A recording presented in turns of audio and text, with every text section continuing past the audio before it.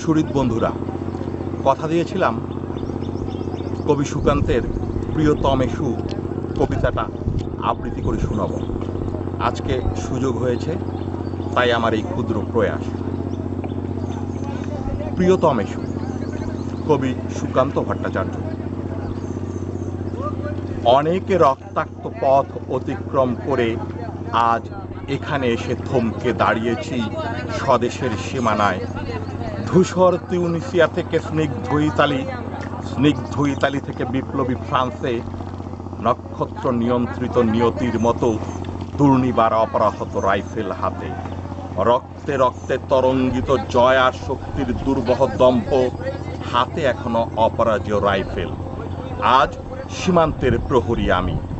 আজ কিন্তু নীল আকাশ আমাকে পাঠিয়েছে আমন্ত্রণ, স্বদেশের হাওয়া বয়ে এনেছে অনুরোধ, চোখের সামনে খুলে ধরেছে সবুজ চিঠি। কিছুতেই বুঝি না কি করে এড়াবো তাকে, কি করে এড়াবো সৈনিকের এই কড়া পোশাক।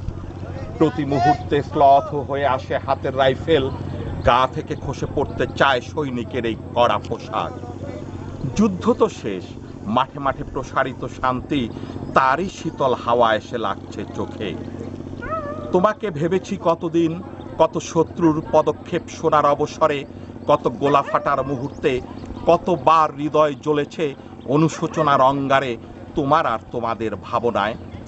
তোমাকে ফেলে এসেছি দারিদ্র্যের মাঝে, ছুড়ে দিয়েছি দুর্ভিক্ষের আগুনে, মারিয়ার মড়কের দুঃসহ আঘাতে।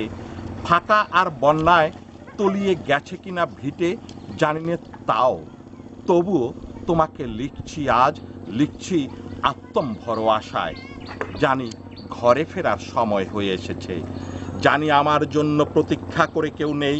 মালায়ার পতাকায় প্রদীপ আর মঙ্গল ঘটে, মিলিত খুশিতে মিলবে না বীরত্বের পুরস্কার, তবু একটি হৃদয় নেচে উঠবে আমার আবির্ভাবে, সে তো তোমার হৃদয়।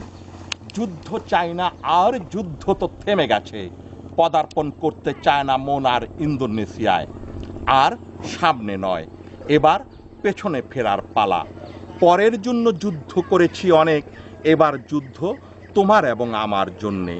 যদি প্রশ্ন করো এত যুদ্ধ করে কি পেলাম, উত্তর তার তিউনিসিয়ায় পেয়েছি জয়, ইটালিতে পেয়েছি জনগণের বন্ধুত্ব, ফ্রান্সে পেয়েছি মুক্তির মন্ত্র, আর নিষ্কণ্টক বার্মাতে পেলাম ঘরে ফেরার তাগাদা।